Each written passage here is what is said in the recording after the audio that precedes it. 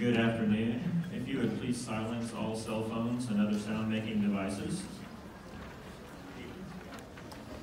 The orchestra division of TMEA is pleased to pronounce and present session number CPE 2-16-214 CD. The title of this session is Mariachi Ensemble Techniques and Pedagogy. This session is sponsored by TMEA, Texas Association of Mariachi Educators. Presenting this session is clinician Marcos Garcia of Edcouch-Elsa High School.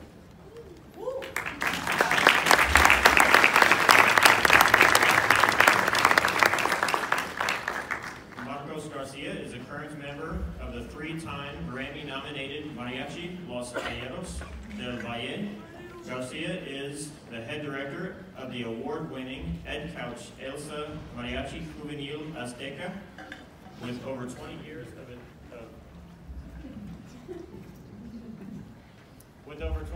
of performing experience and 17 years of professional teaching experience. Garcia has a strong passion for mariachi education.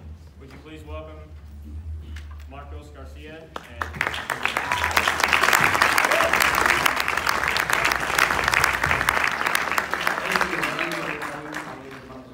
Before anything else, let me introduce my wonderful staff, Mr. Mario Ferrer from Washington, Texas, and Mr. Michael Cital from the Korea. We're very pleased to be here on behalf of TMEA and to be here in front of TMEA for the first time. This is my first time presenting to TMEA, and we're very pleased to share some of the excitement that we've had in Edcouch-Elsa. You might have asked, where is Edcouch-Elsa? It's a little hole in the wall that I thought at first, but now I call it the Diamond in the Rough down there in the valley, about 10 miles from the border. So it's a very rich district, rich in culture, rich in passion, and rich in tradition. So you will come to certainly know the name that Edcouch-Elsa is one of those that's going to back you up to the end of the world and back. And we're very pleased to have a full-blown program of mariachi. I'll talk more about the steps of how we developed our program, and we want to make this very, very interactive. So if you guys have questions or have things that you want to say or hear or share, we're here to collaborate. Okay, so thank you very much. Without further ado, I'm going to introduce my performance group behind me. This is the Edcouch-Elsa Varsity Mariachi from Edcouch-Elsa High School. So without further ado, Mariachi Juvenil Azteca. Juvenil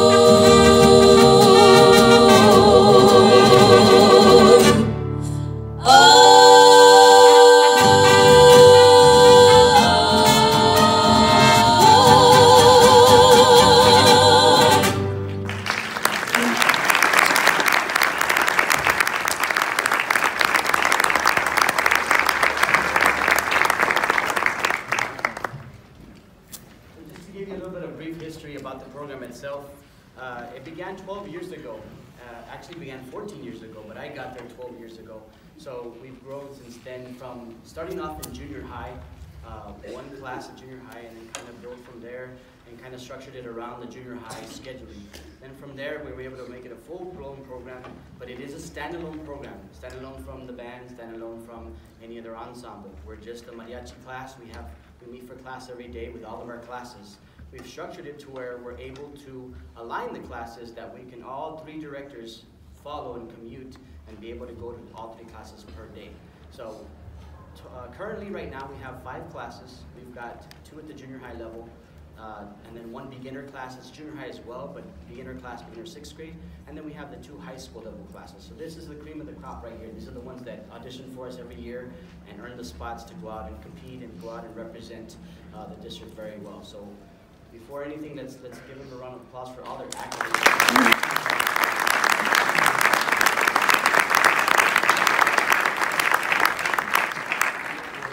Enough last year to bring home the national title from the Mariachi Juvenil Azteca.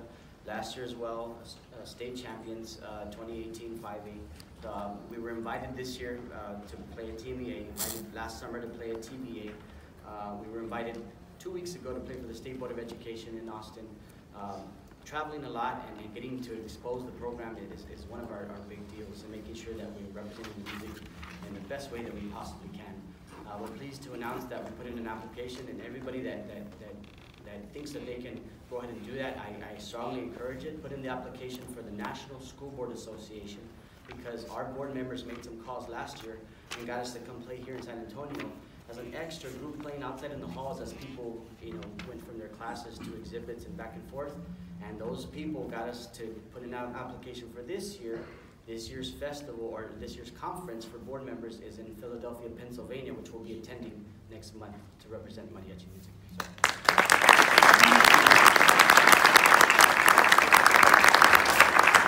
As far as the structure of our program, like I said, it's aligned vertically, so we're able to see all our kids on a daily basis. We do have them all for class every single day. Each class is 45 minutes long, whether it's the high school class or the junior high class. We do have 45 minutes with the kids every day. So I highly encourage if you can align your classes to where you can follow your students, you know exactly what you're working with, and then you can kind of align them to where you bring out the best and the ones that want to work hard for you. And then we have other options for the ones that are not making that push. We do have a non-competing class at the high school. We do have a non-competing class at the junior high, so that way we go ahead and accommodate a lot of students at once.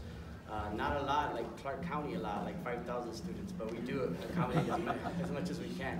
So props to Clark County. If you're not aware of what they're doing over there, they've got a lot of kids in mariachi. So it's growing all over the U.S. and all over Texas, and we're very lucky to have the structure that we do in the system. Are there any questions about alignment at this point, so we can get to more music and more? I want to make it very interactive, so don't be shy. Yes, sir, Mr. Nino. When you were just talking about numbers, so I had a question. Do you cap the number of beginners? I do cap the number of beginners. At first we did not, but it got to be to where it was a lot of beginners. We were taking an average of 50 to 60 beginners in our 6th grade level per year. We did start capping that because our band needed some help, and we wanted them to get some numbers that way as well. And then just for continuity and making sure that we have the right amount of numbers that work for us in our overall program with resources and whatnot, it made sure that we capped it out at about 35 now, 35 to 40. We're flexible within that range per year. Yes. Thank you. Yes. So how do you determine the cap? Is there like an audition process? We do. We're very lucky that our district allows us to audition them into the program. So we go to the elementary schools. We have 4. We travel and bring all the 5th graders to us so we can do a small presentation, a recruiting presentation. And then from there, we go to the 4 schools and we listen to them. We give them a small singing audition. They don't play any instruments at that point, but everybody can sing, so we want to see if they can hold pitch. And then we take it from there. So we listen to an average of 100 to 150 kids per year. We take anywhere from 30 to 50 tops. Yes, sir. So how many are in your program from 6th grade through 12th grade? 6th grade through 12th grade, that's 150. 150 average that we've had for the last 4 to 5 years. Yes. Do you start all your 6th graders like like they've never played an instrument, so you start them on an instrument? Correct. We start them from scratch. We don't have an orchestra program. We don't have a choir program. Before, when we first began the program, we were borrowing some trumpets from the band. But now we've branched off to where we can start them off on our own. So we start off all the violins, all the guitars, and all the... So my next question is, do you have like separate class periods for violins only, armonia, and trumpet? They're all together, but we have the luxury of having 3 instructors in the same class, so we're able to branch off into sectionals without having to break up the whole class. Yes, sir. Do you share kids with the band program, and like, are you guys involved in the band program, or y'all just purely? We're just full-time mariachi instructors, all 3 of us. So we're one of those lucky spots that we found that they just support mariachi. Okay. I mean, not that they just support mariachi, but they are able to support us without. We're a standalone program from the band. So and yes. Do you share any kids with it? Like, could you be currently? I know that this year, I don't want to sound like we flipped the switch, but the band asked us to borrow a few trumpets for this year. That was where you know, at first I know I had to run into the band director and, you know, articulation issues and that, you know, so it was always a bumping of heads, not always, but sometimes, you know. I always believe that 2 programs can coexist, whether it's band mariachi, orchestra mariachi, it's music, and I strongly feel that we can all work together. So it was a little bit rough at first, but now it's gotten to where, you know, we have a good relationship with the band directors, and they work with us, we work with them, and they've asked to borrow some of our kids. Some of them have tried to you know, join the jazz. They have now a jazz band. Some of them have tried the marching system, but they're used to being indoors, and then you take them out for the summer and put them in summer band camp, and that didn't work well. So yeah, but we do work hand in hand with the band. We have full support. Let's turn to the song. This traditional song is El Caporal. It's a song that shows off the sol caliciense, which is the roots of mariachi music. Okay, so they'll play 2 verses, so we can show off a couple of our vocals. Please enjoy.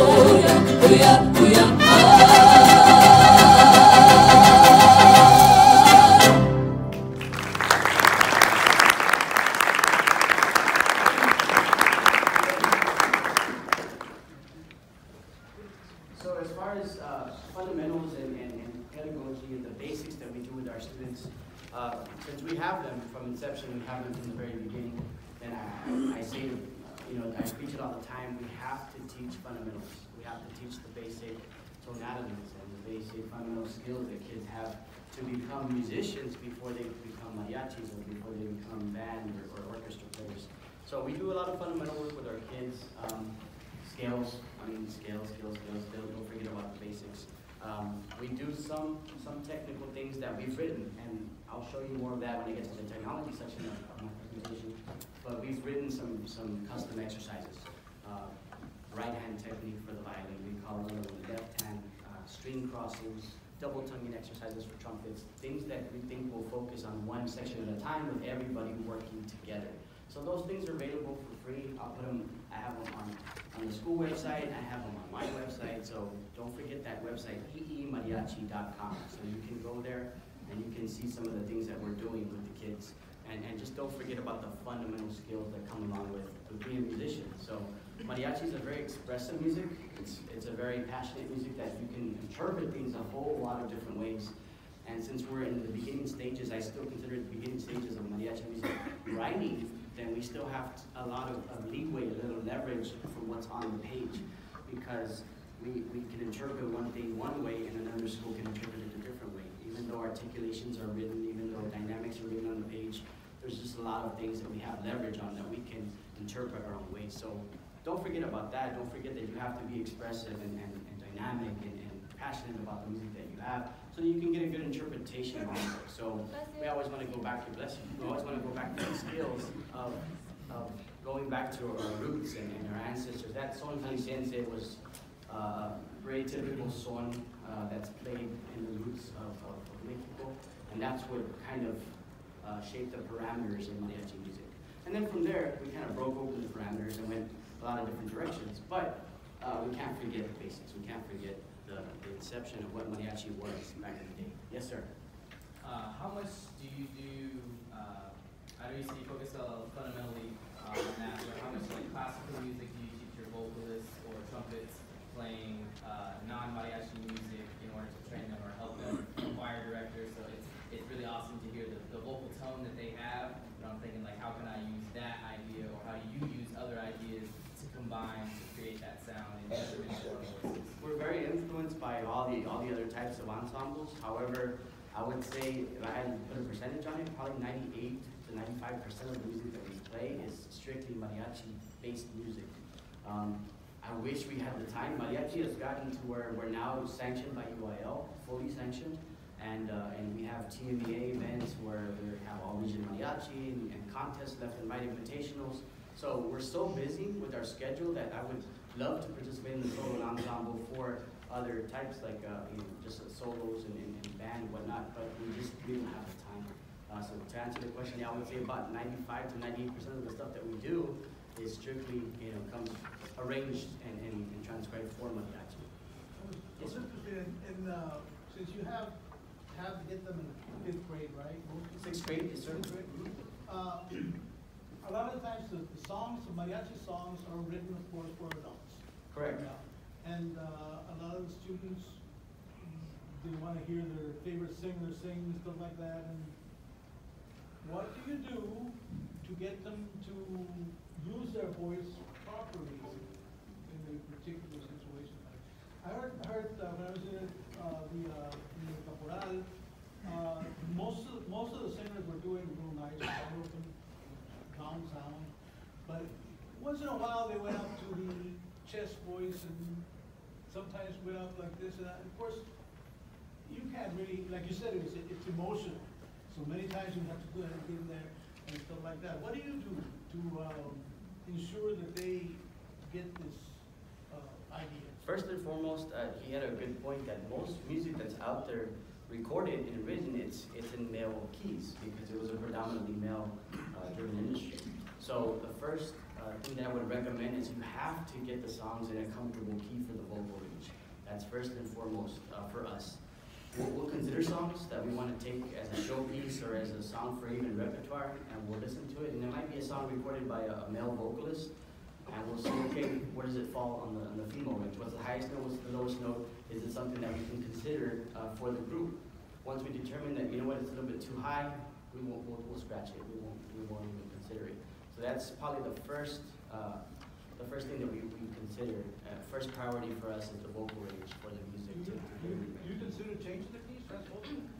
Oh yeah, we go through some. Most of the time we're able to hit it right on because we're able to pick out the vocal range right away, but sometimes we'll say, you know what, I think we can go half step higher, we can go, depending on where we're at, you know, tonally with the chords, then we can make the change, and we have made changes sometimes. And often we make changes in the middle of a song to make it showier. We'll transpose up a key, and then when we go, we go up a tone. But we have to keep that in mind. Vocal range is very important. I agree. I always preach keeping a good balance of reading and a good balance of oral skills. And I'm not gonna lie, I would love to say that we sight read every day in class. We read as often as we can. We read as often as we can. And everything that they do perform, they get music for. There is music for that we write, we transcribe. And we try to give them new materials as often as we can. But once in a while, we'll throw in something for oral skills. It's very important. I made the connection. I go back to my days when I started playing, and I was always reading at first. And then when I learned how to do things by ear, I think that connection made the light bulbs go off for me, at least.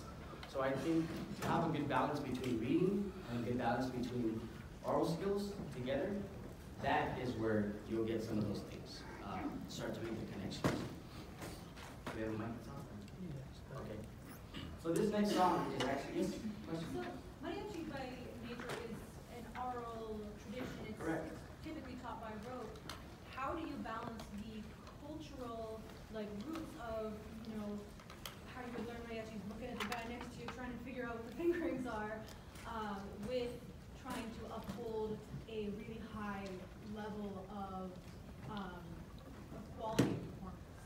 It's a good question. I know that we are becoming more predominant in writing music, and now that we have more programs in the schools, we have states that are blowing up with mariachi education in the schools. So that's helping us tremendously, because they don't only get their experience from playing out there next to somebody, but they also get it in the classroom every day. So it's a class that we have the same we have the same accountability as a band or an orchestra or whatever, because it is a class every day. But yes, making that connection, but being able to get both ends of the experience is very good. We recommend sometimes when they do have the chance to go out and perform in professional groups to get that experience as well, because it's a whole other animal out there in the professional mariachi world. But we do have the class, and we're able to utilize that class to the maximum that we can. So we get most of our training in the classroom. Like I was saying, this next piece, we learned it when we went to the State Board of Education, and it's, what do you have there with that? And we learned it by ear. It was one of those things that we had a busy schedule. I said, hey, this is what I had in mind. They asked for this song. Mr. Cortez, Ruben Cortez, is a strong advocate for mariachi. He's one of our State Board reps. And this was his go-to song. He said, you know what, I love this song. Can you learn it with mariachi? It's not typical mariachi music, but we said, sure, why not? Because it'll give the kids a challenge. We can show them something by rote. And so we did this song for him, and it turned out to be a song that was, since it's a worship song, it was actually a song that a lot of people recognized and shared on Facebook. And nowadays, kids get famous like that. They get all the social media stuff going, and they get the 10,000 views, and now they're super popular. But this one was one that we're fortunate that they recorded there. People started sharing it like crazy, and then now it's spread all over. So this is a song called Reckless Love, and it was done, Corey Asbury, was the first artist. And so they gave us a recording of it and said, yeah, let's try it out. One of the girls happens to sing in church all the time, and she goes, I know the words to that one, so let's do it. In a couple of days, we put this song together. So please enjoy Reckless Love.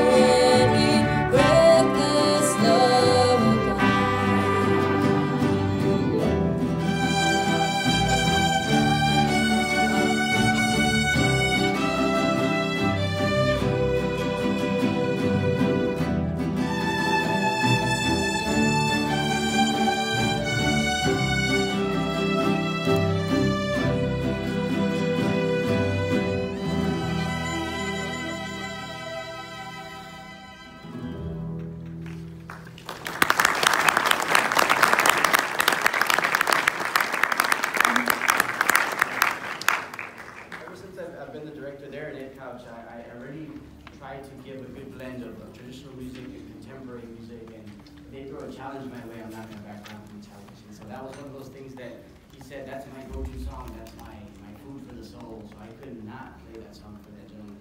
And so he was there, very emotional that day. He got sworn into office at the State Board of Education, and there we are playing this rendition for him with mariachi. So it's one of those things that we're very proud of that we can do on the spot. So that arrangement, I'm not trying to brag, but that took a couple of days to put together just because of the talent level that we have with these kids. They're tremendously talented, and they come to us sometimes, I say, singing out of the womb, because they literally come to us in their 5th grade auditions, and they're singing like they've been singing all their lives. So there's a lot of talent that breeds there in that district, and we're very lucky to have the talent that we have. So special events, how many seniors do we have? We do have some seniors up here.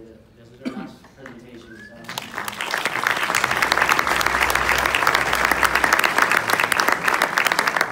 Juniors, we have a couple of juniors up there. And sophomores and freshmen. Where are you at? Sophomores and...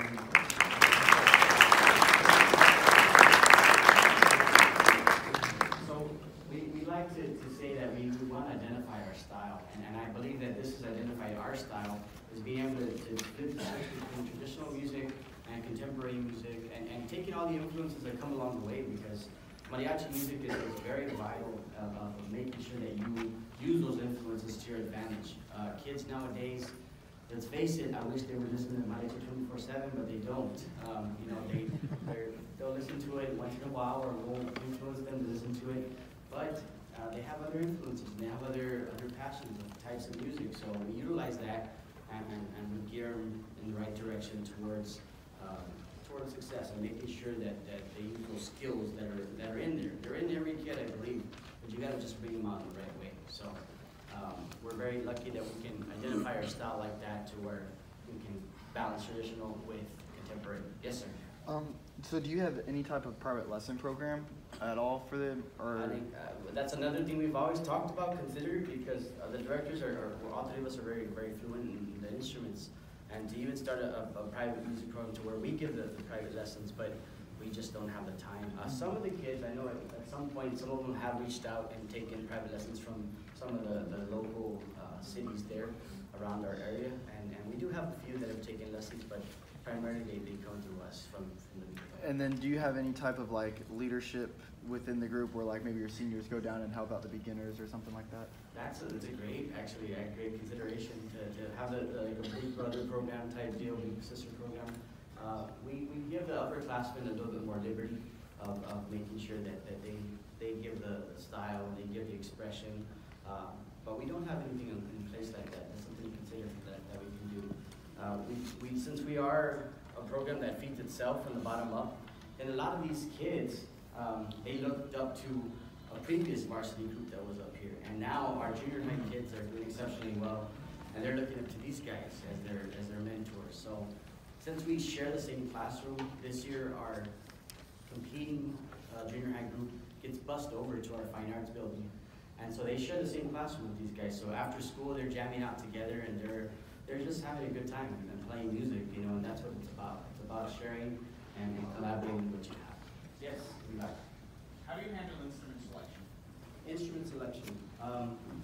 We let them pick a first and second choice, and then we make the final recommendation, basically.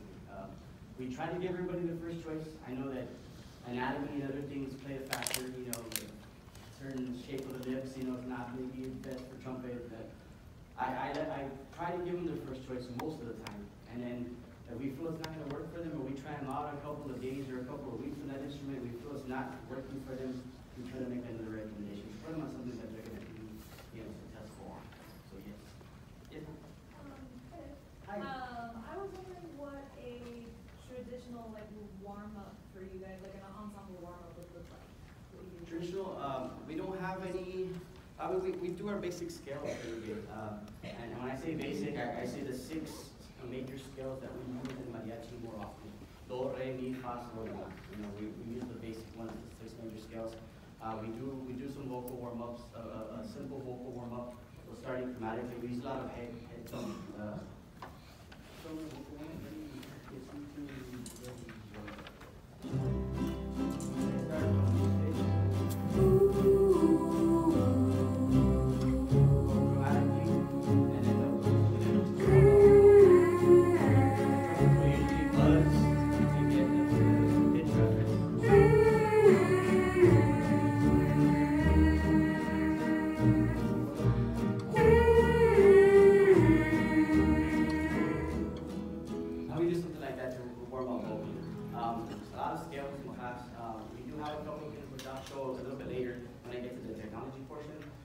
some exercises that we wrote specifically for ensemble that we can work on targeting one section, but at the same time warming up all the So we try to alternate with those. We'll do our left-hand technique, we call it, one day, and then we'll do our string crossing another day, and then we'll do our double tonguing another day, and then we'll do our shifting another day. So those are all things that we wrote, collaborated to write just to make sure that we're working on one target section, but everybody's working at the same time. Everybody's playing at the same time, essentially. Any other questions on that? Yes, sir. Do you teach them solfege? No, we've considered that as well. We did basic solfege in 6th grade. We didn't do the rest where we have mumbo and fixed do. And that's used a lot in most traditional practices for mariachi. Some of the more experienced players that handed down the tradition by ear, they use that a lot. So it's definitely something that can be incorporated. But we do very little with that in the beginning levels, 6th grade level.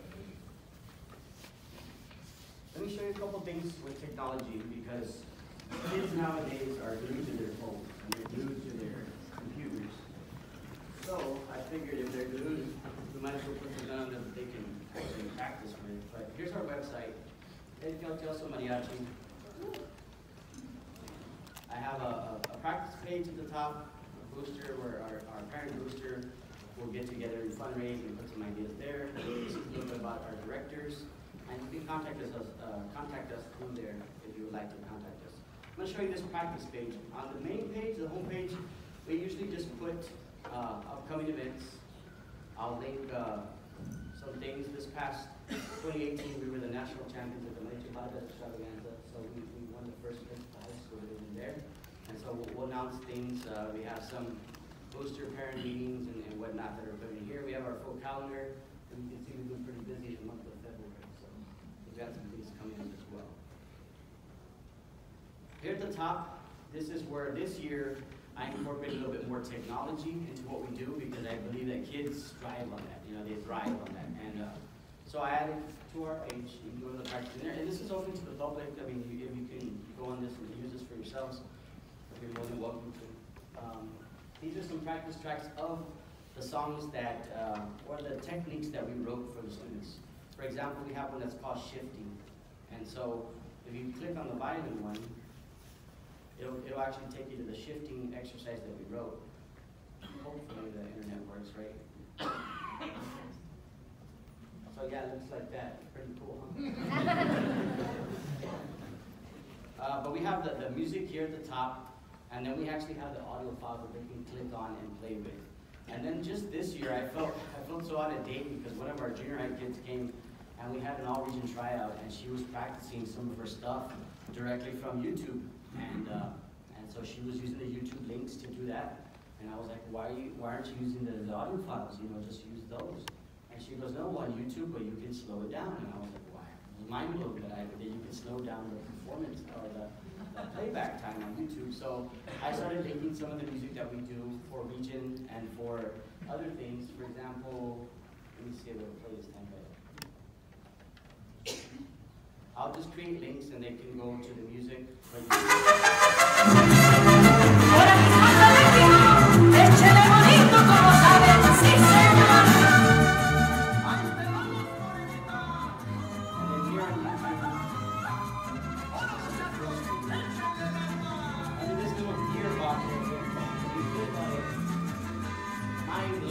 Speed right there. Down without changing pitch. That's something new every day, and I learned it from one of my 8th grade students. So I started thinking, and I use YouTube now for everything. That's my vibe for this.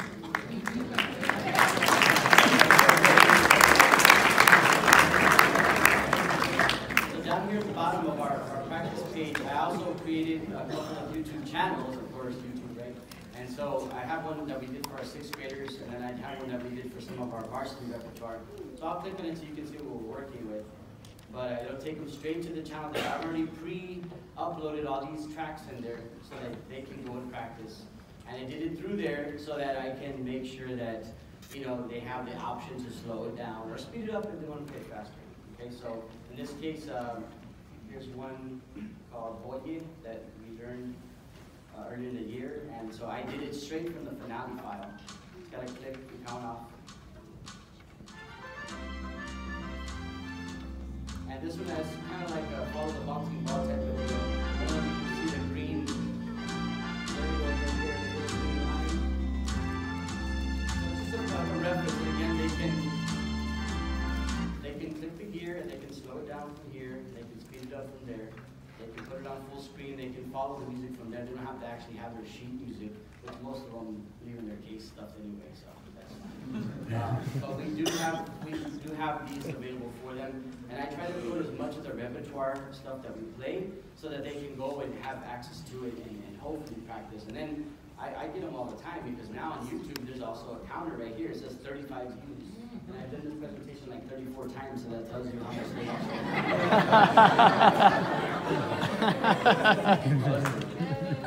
No, just kidding, this is not my first presentation. But I can get a counter, and you can see how many times it's been viewed. And so, you know, there's another reference right there. Some of the kids, you know, our 6th graders, they're real pumped up, and we did the YouTube channel for them, and we put some basic essential element stuff on there for them because we start them off with essential elements for violin, for strings, and we base it around that study. We actually play some of the essential elements tracks with the guitarron, so that they're playing melodic lines. We convert or we transpose the trumpet tracks to match the violin playback, so that they can play with the same key, because the trumpet in the band world, they have playbacks that are in different keys, more, you know, feasible for the band to play as an ensemble. So here's our 6th grade YouTube link, and I just took basically the essential elements playback tracks and put them on there, and that way they can play the 1 through I think 35 I have on there, and they can go. So you're welcome to use them too if you need those. Not trying to infringe on any copyrights or anything like that, but it's just something that the kids do a lot, and then they need to see it, you know, visually. So those are some tricks that we did this year. We started using the YouTube links. We started using more of the channels. Now that let me show you. These are all exercises you can download for free and print out if you'd like. Here's our shifting. This is actually written by one of our directors, Michael Satad, and he figured that he wanted to get him up to the 7th position pretty fast. And this is for advanced, you know, advanced playing. But this shifting exercise is focusing on the left hand for the violins, but at the same time you've got guitars and trumpets playing. You have the armonia playing something like this, simple 8th note stuff, you know, 6/8 feels. Here's a recording of that at 120 beats a minute, and then there's one for 140 beats a minute, but gives them a little tap.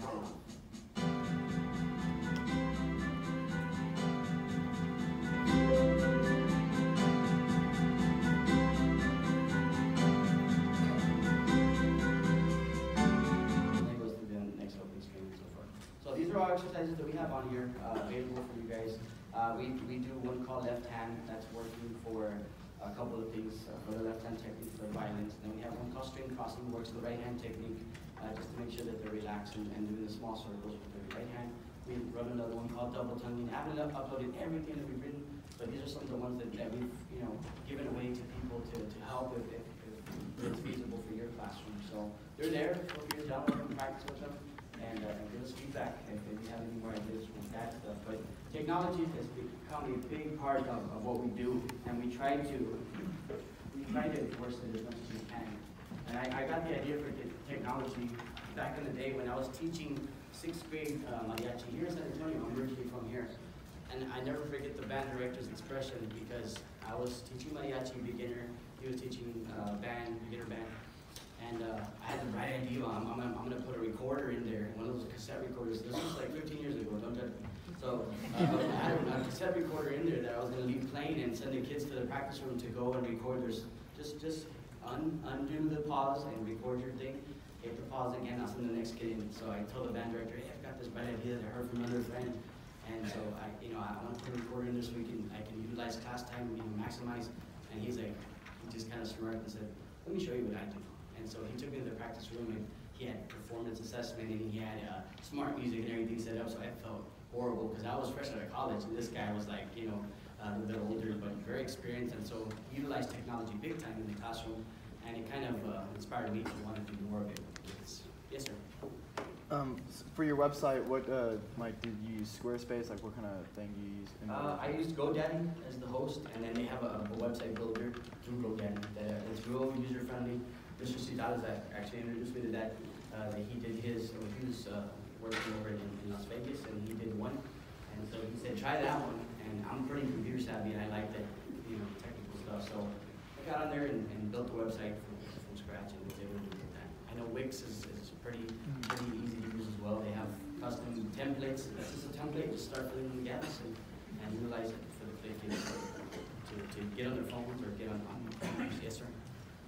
And then, how much does it cost to like start from scratch? Like if I have absolutely no instruments or anything like that, and then how many of those instruments are school owned and how many are student owned? Currently, we have 100% of our instruments that are well, 100% available that are school owned. Some of them choose to go out and purchase their own instruments, and then mostly the higher level kids that they're ready for, you know, something even better than what we provide. We were going through the same set of instruments for the first 10 years of our program, and then eventually they gave us more money with some of the success that we had. The board pitched in and got us some money for better instruments. So we do have 100% availability for the kids. We do rent it to them, $25 per year. That will cover offset the cost of strings and supplies and whatnot. But most of our kids have school-owned instruments that we rent to them for $25 a year. Some of them, again, have their own instruments. Other questions? Yes? We got very lucky on the last two sets of trajes that we bought. It's kind of like the right place at the right time. But the previous trajes that we had to here, we played for a grand opening of an HEB. So if they ever ask you to play for a grand opening, do it. HEB is like bursting out with money. So we went and we played for the grand opening of the HEB, and they were, you know, giving some checks out to the participants and whatnot. We played for one grand opening, then we played for the second one, and then they said, we want this money to go to the Mariachi, not to Edcouch-Elsa High School, to the Mariachi. So it came to us $8,000 we were able to put towards the purchase of the instruments, and then we were able to supplement that with some of our budget money. Then this past year, when we paid for the National School Board Association, our board members somehow got us an invite to play in the hallways as people went through the classes. And since they said that they were able to get us approved to play, they were like, you're going to go out in style. We're going to take you guys and buy new trajes. And I was like, are you sure you're going to do that? I don't know. You know, I think it sounds like a good idea. Yeah, right. I was like, okay, I'll take them. You know. So I guess because they had they got some money that they got in a lawsuit and whatnot. And so our district had some money set aside, and they went and they purchased brand new uniforms for our football team. And we had a brand new coach come in, and they brought 3 new uniforms for them. So when I went, and I aimed high when he said, give me a quote for trajes. So I went to a local vendor there in the valley. He's actually a good friend of ours. And I said, hey, I need a quote, like ASAP. They want to buy these tomorrow. So he aimed high just to make sure we had enough wiggle room to get him something nice, quality. And high, I'm talking about $29,000, you know, for a full 25 suits. And so I brought it back to them thinking, are they gonna approve it? And he's like, how much is it? He's like, oh, $30,000. I guess they had spent hundreds of thousands on the football uniforms. It seemed like nothing to us. So he's like, we'll do it. So we got very lucky that they were able to buy us those suits. So that's how we got our last 2 suits. But we do have money in our budget that is allocated for mariachi. It's grown as our program has grown. We started off with about $15,000 per year, just that, and now we've grown to in the mid-30s per year. And that's just strictly mariachi money that we get to allocate how we would like to from 6th grade to 12th grade. Since these guys do most of the traveling, then they get most of the expenses that help them out and so forth. So it gives them something to work for. Is that mid-30s? Is that for both the middle school and high school? It's through 12th grade, correct. Yeah, mid-30s for all 150 kids. Yes? How do you feel balancing between your program and your core academics, like no pass, no play? No pass, no play. Yeah, we enforce that absolutely to the T. it's a tough balance because they're so busy now. I know some of them are, we had a couple of kids that couldn't make it today because a lot of them are taking college classes, and now we're in early college, dual enrollment, and all these things that they offer. It's a very tough balance, but the kids are very, very good about making up the assignments, right guys? We're all making our assignments. Yeah, it's tough, but they do well. All our kids are passing. We've graduated in the last 12 years. I think we had 3 valedictorians from our program. So.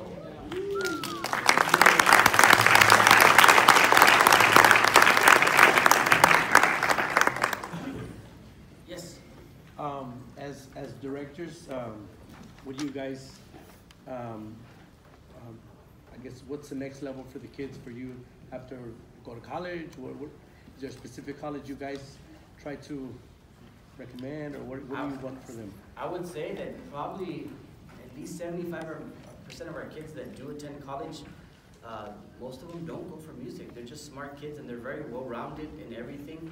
I think we've had already a couple of those kids become engineers and become other things. So they do college in school as well. They'll play with mariachi groups or play with local groups, and some of them will take that route. But we've had very few, honestly. We try to instill this discipline and this character in them. But I'm happy if they go to college. You know, I'm happy if they continue and they go and make us and their parents proud, because I think at one point we were like the 5th poorest district in Texas, Edcouch-Elsa. So we don't come from the best economically funded community. I know it doesn't seem like that with those numbers I pitched earlier, but yeah, we were at one point very low in the totem pole. So these guys, they fight through a lot of adversity to get to where they're at. So we're happy that they continue with that. Yes, sir. How involved in the community are you? In the community, as far as playing, we don't do any kind of private performances, just for the sake of, one, the kids they work a lot, you know, and they have to catch up on their schoolwork. 2, we just don't like to play for places that serve alcoholic beverages, just for liability reasons. And then 3, the directors, we also play in a group as well. So our director's always on us because he wants us to, you know, be at the gigs, and we're busy with that. Our director's right here, by the way. But yeah, it's tough because in that group, we're a group of 13 guys. I'd say 8 to 10 of us are full-time mariachi directors, and so we get pulled in all our directions with our programs. And so we want to free up some time so we can do, you know, gigs as well. So even though your program's not really involved in the community, you and your directors are very... Yeah, the Valley's a real small community. When I say Valley, you can drive a span of 20 miles and probably cross like 10 cities, you know, because everything is so close together. So it's very small. We're very active in the community, and they're not, I'm not going to say not completely not active, because they will go perform at grand openings for HEBs, or they'll play at adult daycares, or we'll get the calls all the time. This year has been the busiest year for us, so we haven't stopped since November, basically just going and going and going. So yes. I see that you have a tab on your website about boosters. How involved is your boosters with the mariachi? Oh, our boosters are amazing. We have one of our boosters right here, Miss Guerrero. Hi, Miss Guerrero. Yeah.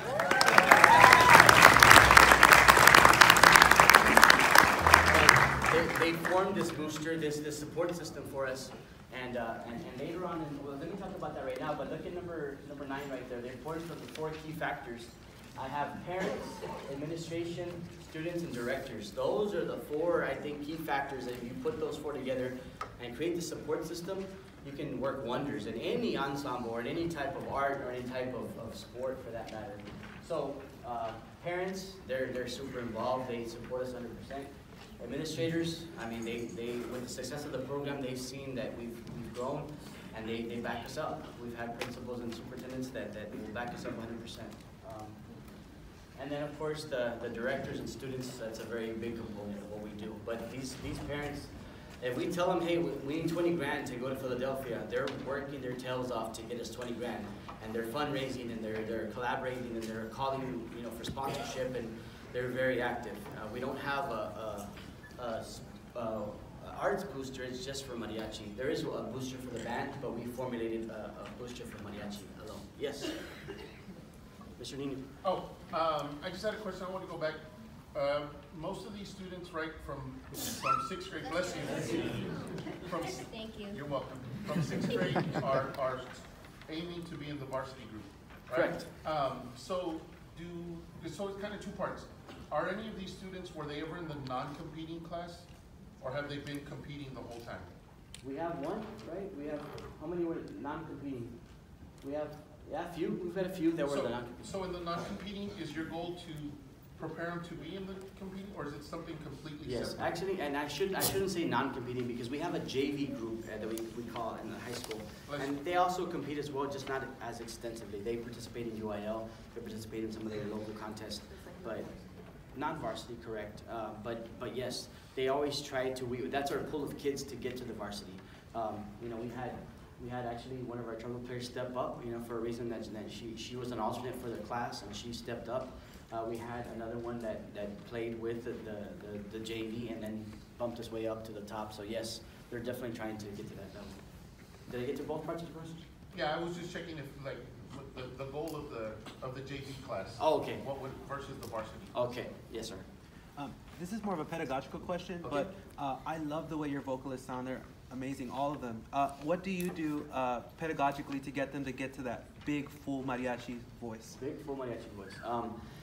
You know, we drill and drill and drill and drill. I wish there was some techniques that we use. We use a lot of the head voice techniques into the chest voice.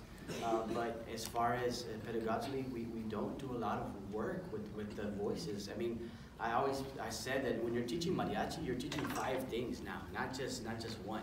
You know, mariachi, you're teaching orchestra because you've got strings involved. You're teaching band because you have trumpet players back there. You're teaching choir because you have vocalists. Or it's 4 things, not 5. I made it seem fun. But and then you're teaching almost like the presentation aspect of it becomes like theater. So it's like you're 4 directors in one. We're expected to do everything. But yes, those things they come to us singing a lot, and we just try to make sure that we're being very consistent with how they're singing. Tuning wise, a lot of tuning or oral things. We'll get on the piano and da da da da da da, things like that. But we just try to make sure that we're matching the little details, vibrato, and matching the vowel placement is very important, you know, to make sure that they're opening up and not singing like this, but like this, you know, so it becomes more of a vocal practice than a mariachi class. I notice you guys have a lot of natural singers, a lot of natural singers. Could you tell us a little bit about your approach to recruiting and how you get your admins to support handpicking a lot of these kids? Because, you know, if you want something really good, you need to do it the right way, which yes. You guys do. I know that some districts are not for that and letting you handpick, you know, the cream of the crop. I guess because when we began the program, we were able to do it like that since the beginning, and they never really told us anything. I guess it just worked like that. But as far as picking, we're not always going with the best per se singers as far as what they can sing pitch-wise. We're looking for character most of the time. If they're not shy to sing, if they have something about them, some kind of glow that we can use, we can shape that. You know, yes, pitch and tonality has a lot to do with what we do because we feel that instrumentally we can get anybody where we need to get them, but vocally if we have that edge, you know, to start them off and they already have experience, it's definitely an advantage for us. Yes, sir. How often do you practice with the sound system? With the sound system, we're very lucky that at Edcouch-Elsa we have our own PAC, our own Performing Arts Center, and that building only houses mariachi and drama. So there's 2 classrooms in there. It's across the street from the high school. They don't bother us. We're in our own little world, and we're like 50 steps from our classroom to the auditorium.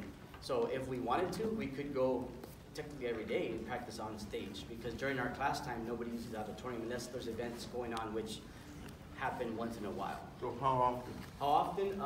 I would say average throughout the year, once to twice a week. Once to twice a week. We utilize our room just we have mirrors in our room, so we use that for staging purposes and to make sure that they can see visually what they're doing. And then we get them on staging purposes and make sure that they know when to go up and where to go up and who's going up and all those things. That's important. It is important, staging. Yes, sir. Congratulations on your voices as an ensemble. Thank you. My question is, having a heavily female vocal group, I noticed your key selections are kind of on the, like caporal, you played it on C major. Typically for a male is La Mayor. Why didn't you do Re or Mi to feature, they're singing kind of on their lower end. Right. Why didn't you feature more of the brighter women sound? Great question. On that particular one, we did that as a finale and at the end of the year for all our students. And so since you know we have 6th through 12th grade, we wanted to do it to where it would be a little bit in the comfortable range for most of the students. Playing wise? Playing wise, yeah, playing wise, and then vocally too, because we have a lot of boys as well that are in our JV and lower programs. But yeah, we were contemplating C or D, and we went with Do Mayor for that one. Yes, sir. So when starting your own, like from scratch, your own mariachi program, is there like something that you should watch out for, maybe like a pitfall or something that, or maybe like somewhere you messed up where you wish, like, if I could go back, I wouldn't do the way I did change it? this, right? Yeah. I'm trying to think back.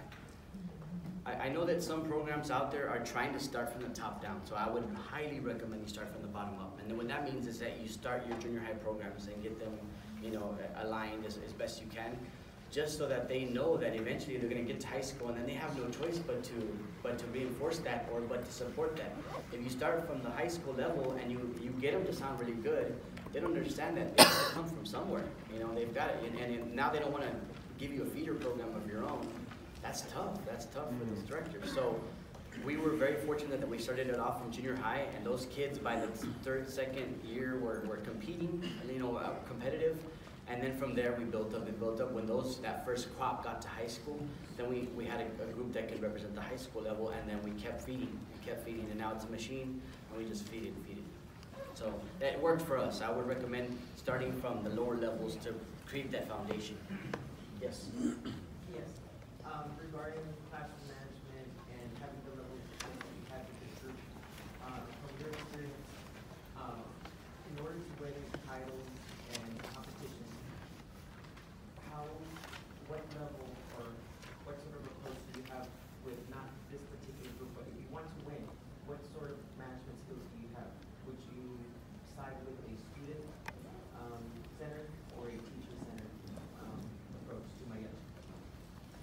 Students are nowadays they're self-reliant on their own phones and their own technology. So as much as I want to think that some of these kids will go and practice every day, I know they don't. You know, so you have to kind of put that little, you know, bug and make sure that they're practicing. So discipline is the first and foremost for us. When it comes to classroom management, when it comes to making sure that they get to that next level, you've got to make sure that they're doing something. And if they don't do it on their own, and you see that they're not doing it, then you sit them in front of you and make them do it, and you watch them do it. And so it's all about, in my opinion, making sure that it's a good combo of student-based and teacher-based learning. But at the same time, at the end of the day, who's responsible? The teacher is the one that's got to make sure that you're on. The one way to get it, the easy way or the hard way. You know, if you want to sit in front of them and practice, that's pretty hardcore, but it is an option. You know. Yes. One more question. So what does a regular day for, you know, class look like? Do you just start together and then break into parts? Like, do you do like some, you know, vocal warm-ups and like who conducts this? Because I know it's 3 of you guys, and all 3 of you guys are super talented, part of a 2-time Grammy-nominated group. And so, you know, when it comes to like taking leadership of like, let's say that, like the vocal warm-up, like would it be like any specific your roles? We work very well together. We've gotten to where we work and we're on the same page, and we think a lot of times on the same page without even having to collaborate with each other. But since we do have a big program and it's growing, then I take more of the rehearsals for the varsity group, and then Mr. Sudal takes the JV rehearsals. He leads, actually I say not takes them, but leads them. And Mr. Ferrer leads the Ruan rehearsals, the junior high rehearsals. So we've kind of put ourselves in position to where we have one group, and then the other 2 non-competing groups we all always take together. And even though I lead the class, they're there, and sometimes they'll take over. Or, you know, we're always tag teaming what we do in the classroom. Do you start together and then? Most of the time, if we are going to go to sectional, then we start together, and warm up, and we together, and then we'll break the section. Instrument warm-up and vocal warm-up? Most of the time, instrument warm-up, yeah. And then lately, we'll just do that, what you heard, like something real simple for the voice, and then we'll break the section. Do you have any of those exercises available on your website? Yeah, they're all there. They're all on the. The vocal ones too? Oh, the vocal ones, we haven't written them out yet, but we'll get them on. Thank you so much.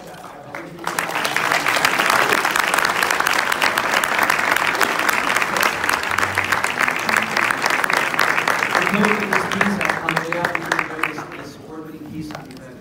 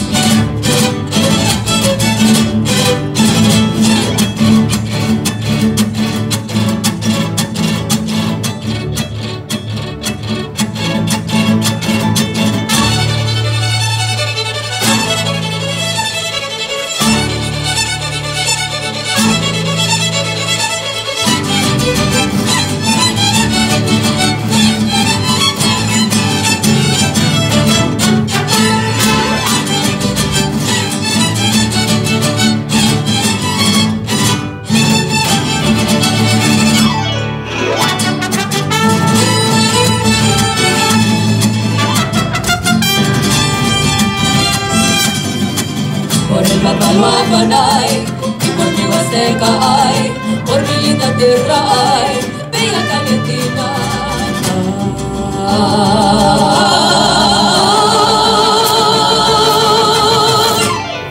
Un par de cucuyitos que son los ojos de mi morena.